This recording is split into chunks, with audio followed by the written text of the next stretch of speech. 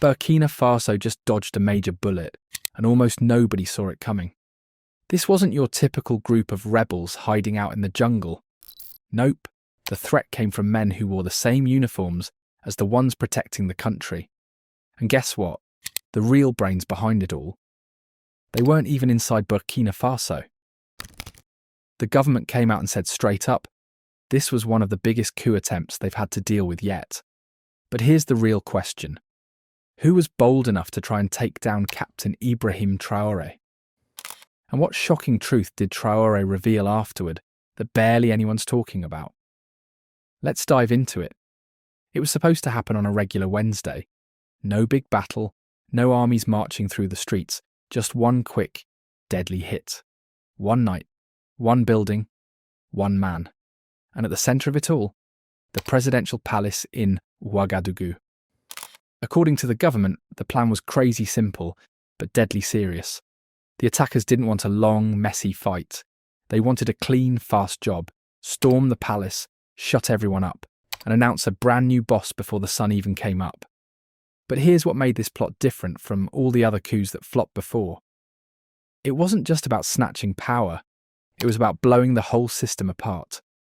Burkina Faso's security minister, Mahamadou Sana, didn't hold back. He said the mission was pure chaos.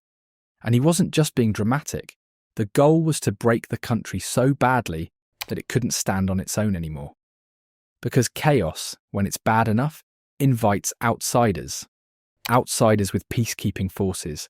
Outsiders waving flags that aren't Burkina Faso's. Outsiders who step in and take over, pretending to help. The people behind this mess didn't want to run Burkina Faso. They wanted to wreck it so badly that the world would be forced to move in and clean it up. And control it. They weren't rebels hiding in the forest. They weren't desperate guys planning in some dusty shack. These were real soldiers. Men with real military ranks. Some were still getting paid by the government. Others had skipped the country, but still had loyal friends and deep connections. They didn't have to break into the palace. They already knew the way. They had the keys, the codes, the inside knowledge. They could walk through the halls without raising a single eyebrow. That's what made them so dangerous. And they didn't plan this thing over text messages or secret online chats. No way. They went old school, quiet face-to-face talks, notes destroyed right after being read, escape routes memorized by heart, not drawn on paper. This wasn't a noisy uprising. It was a whisper campaign, a silent storm. And it almost worked. But something or someone caught wind of it just in time. Insiders say the first warning came through a phone call. No name, no trace. Just a voice from somewhere outside Burkina Faso, dropping a warning that changed everything. Once the warning came in, Burkina Faso's intelligence teams didn't waste a second. They got to work fast, digging through travel records, watching strange money movements, and eavesdropping on encrypted messages buzzing between military bases and regular cell phones all across the capital. And soon the signs started popping up everywhere. Way too many officers were suddenly taking unexpected vacations. Secret chats on military radios were spiking. Old regime loyalists, people who had lost power, were yanking loads of cash out of ATMs like they knew something big was coming. Then, boom, the real breakthrough. An inside informant leaked the exact date the attack was supposed to happen, less than a week away. The government didn't panic. No alarms, no flashing lights, no tanks rolling through the streets. Instead, they handled it like ghosts. Silent, invisible, deadly. Security forces crept through the military ranks quietly. They snatched up phones, stormed dorm rooms, wiped out communications. Some soldiers didn't even realise they were caught until they were standing in handcuffs, mid-sentence, mid-plan. Inside the army, it was like someone had ripped the power cord out. The whole mood changed instantly. Jumpy, twitchy, like the air itself was buzzing. Trust collapsed overnight. Everyone froze. Every officer started eyeing the guy next to him, like he might be the next to fold. But here's the crazy part. Not a single shot was fired. No one fought back. No heroic last stands. Nothing. It was like the plotters knew the game was over. the second the first arrest went down. The silence afterward wasn't comforting. It was heavy, like the calm before another storm, because even though the coup failed, the people behind it, they didn't just disappear, they were still out there, waiting, watching, learning. And the scariest thing about a coup this close to success, it usually doesn't need a second try. They almost pulled it off. How close, you ask? So close that the presidential guards locked everything down. So close that Captain Ibrahim Traore had to be rushed into hiding before the arrests even started. So close that if that mystery phone call had come even one day later, Burkina Faso might be living under a completely different ruler right now. This wasn't just a bunch of angry guys trying to grab power because they were mad. Nope, this was something way bigger. A carefully planned military-style mission, built with real strategy and real goals that could change way more than just who sat in the president's chair. As investigators started digging deeper, they realised the mess didn't stop at the palace gates. It didn't even stop at the country's borders. The deeper they looked, the more they found threads stretching far beyond Burkina Faso, pulling in powerful players who had their own reasons for wanting things to fall apart. Stopping the attack that night? That was just the first battle. The bigger war, the one happening behind the scenes, was only getting started. If you are still watching this video, it means you love it. Why not take out a second and hit that like button? Have you done that? Let us move on. So the big question is, who is really pulling the strings behind all of this? Every plot needs someone to do the dirty work. But the real masterminds, they always stay hidden in the shadows. Quiet, patient, and smart enough to stay a few steps away from the explosion. As Burkina Faso's investigators followed the trail left behind after the coup was stopped, what they found sent chills down their spines. This wasn't just the work of a few random soldiers hoping for a bigger paycheck. No. The deeper they dug, the more they realised the fingerprints belonged to men who used to sit at the very same tables as today's leaders. Men who once stood proud during the national anthem, who used to salute Captain Traoré without blinking an eye. The real danger wasn't from strangers. It was from brothers. Brothers in arms. One of the first names whispered around the army camps? A former colonel. A man who had vanished from public life 2 years ago after a quiet fallout with leadership. No big drama, no headlines. Just gone. But he hadn't disappeared. He was alive, well, and living far away. Quietly, in Ivory Coast. And he wasn't sitting there alone. Reports say he was part of a small, tight group made up of former officers, some kicked out, others who simply faded away, who had built what analysts now call a shadow council. No titles, no badges, just a shared goal and a mountain of bitterness. These were not amateurs. They wore the system like a second skin. They knew the passwords, the patrol schedules, the weak points.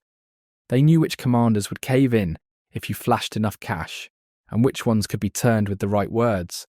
And most dangerous of all, they still had credibility. That's the real currency in a coup. Credibility gets you into rooms. Credibility lets you shake hands without raising suspicion. It makes you invisible when you need to be. And slipping back inside the system was only the beginning. The real trick, winning the hearts and minds of the soldiers without firing a single shot. Intercepted intelligence shows these plotters weren't just calling up old army buddies. They were reaching out to religious leaders, tribal chiefs and respected old soldiers in communities across the country.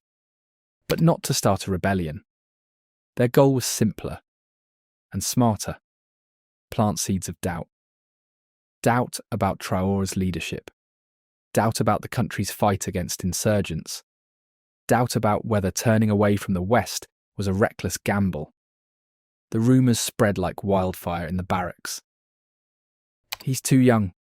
He's risking too much. He's isolating us. No official orders, no big speeches, just quiet suggestions, passed around like rumours at a marketplace. If you break the army's trust from the inside, you don't need to fight it from the outside. But what they were planning wasn't just aimed at causing trouble inside Ouagadougou. It turns out the plotters weren't just chatting over coffee. Investigators now believe they were sending secret voice messages and moving money through hidden mobile accounts in Ivory Coast. That's how they planned their moves, paid for everything, and maybe even lined up backup help from outside Burkina Faso. Which leaves one big question hanging in the air. Who was paying for all of this? Officially, no one's talking. Not yet. But military experts think this wasn't some cheap operation. The travel, the encrypted tech, the quiet bribes, it all screams big money. And not just government money either. Private hands. People with fat wallets and political agendas. People who look at chaos in Africa not as a nightmare, but as a business opportunity. And for the ex-soldiers leading this secret mission, chaos was the ticket back to the big table. See, most of them hadn't just lost jobs when Traoré cleaned house with his military reforms. They lost power, they lost contracts, they lost the special privileges that came with being the guys in charge. They didn't just want to steal Traoré's seat, they wanted the whole room back. That's why they didn't just stick to the army. They spread out, building a secret web, pulling in soldiers, rebel groups, village chiefs, and even forgotten politicians, all stitched together into one quiet machine. No official name, no flags, no slogans. Just one goal in mind: tear down everything Traoré had built. One of the men caught during the raids had a code name, Seydou. Seydou wasn't just any soldier, he used to run operations up north, where the fighting against insurgents was thick. But a few months before this whole coup was uncovered, he disappeared off the map. When security forces busted into a hidden house on the edge of Ouagadougou, guess who they found? Seydou, sitting with radio gear, maps and a list of active military officers. A lot of those names had already been contacted. Some had even agreed to flip sides, if the coup worked. But it didn't. Now the investigators are left digging through the wreckage, trying to piece together how close this thing really came to blowing up the country. Who else was approached? How many officers stayed loyal? How many didn't? The government isn't saying much out loud, but behind closed doors, one fact keeps echoing. The threat wasn't waiting outside the palace gates. It was already inside. And if a coup this organised, this close to success, can happen once, how many others could be waiting their turn? The masterminds weren't strangers. They were the old builders of the old system, still drawing up plans, still plotting from the shadows. And just because this one blueprint fell apart doesn't mean the others are gone. Because every betrayal needs a safe place, a quiet home where plans can be made without fear.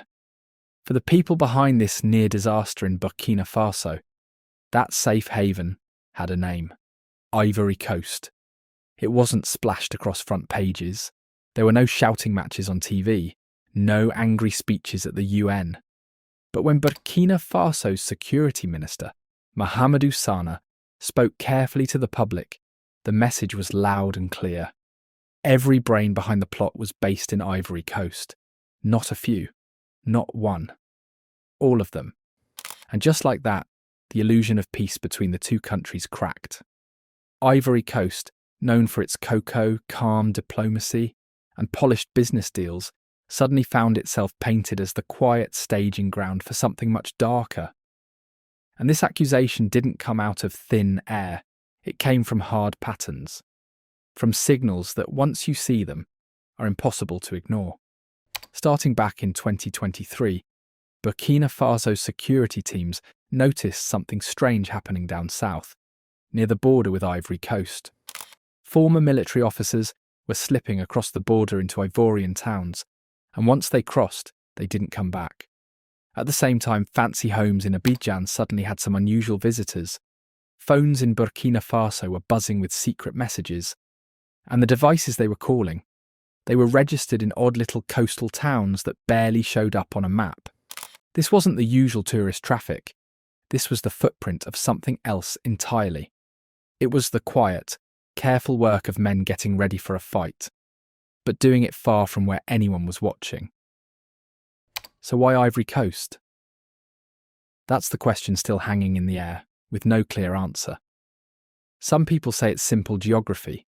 Ivory Coast is stable, it has good roads, good networks, and it doesn't exactly keep a tight leash on political exiles. Others say it's about money. Ivory Coast has always been a safe landing spot for wealthy business people, NGO operatives, and former government insiders who still like to pull strings across Africa without making a lot of noise. And the truth is, a country doesn't have to openly welcome a rebellion to be part of the problem. Sometimes all it takes is staying silent. And that's exactly what Ivory Coast has done. No press statements, no public investigations, no big denials, just silence. But in the world of politics, silence usually means more than words ever could, especially when two of the suspected coup leaders, both once high-ranking members of Burkina Faso's special forces, were tracked to private homes in Bouaké and Yamoussoukro. These spots were just far enough from Abidjan to stay low-key, but close enough to jump onto international routes if things went south. Legally, it's even messier. Burkina Faso and Ivory Coast don't have a deal to hand over.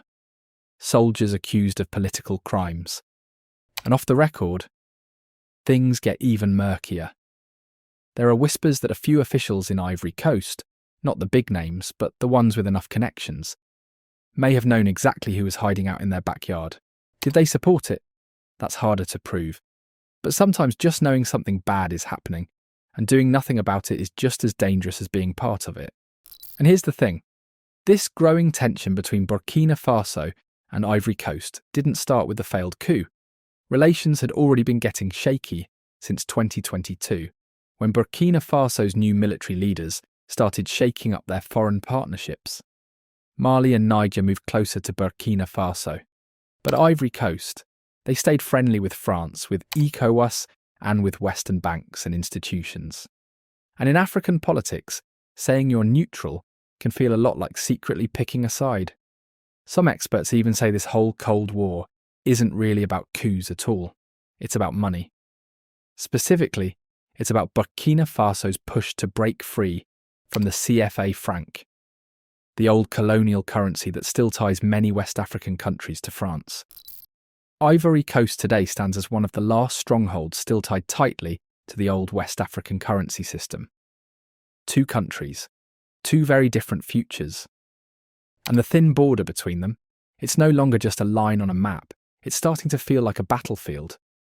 In the weeks before the failed coup in Burkina Faso, border patrol teams picked up something strange. A noticeable spike in people crossing the border without proper paperwork. Many were carrying IDs linked to international NGOs or civil society missions, which made them harder to stop without causing a diplomatic scene. At the time, nobody raised a huge alarm, but looking back, officials now believe at least 6 of those travellers were directly involved in plotting the coup. Which brings us right back to the uncomfortable question. How much did Ivory Coast know? And when did they know it? Officially, nobody's pointing fingers yet. No angry speeches, no ambassadors sent packing. On the surface, things look calm. But behind closed doors, the relationship is unravelling fast. Intelligence sharing between the two countries has almost ground to a halt. Calls between high-level officials are being ignored. The usual photo ops at border crossings, handshakes, smiles, are gone. And what really has people in Ouagadougou worried isn't just that Ivory Coast may have been the backdrop for this plot. It's that it might be laying the groundwork for even more. Because once a secret network finds a safe place to hide, it doesn't just sit there. It grows roots. It trains. It gets better. And if the people behind the failed April coup are still living comfortably across the border, untouched, protected, or simply left alone, then next time they might not fail. Burkina Faso is watching every move now, but it's not just looking for bodies sneaking across the border. It's listening for something even more dangerous. Silence. And silence, when it drags on too long, sends a message louder than any words. The message coming out of Abidjan is getting harder to ignore. The truth is, Burkina Faso didn't just dodge a coup. It dodged a warning shot. And warnings are never the end of the story.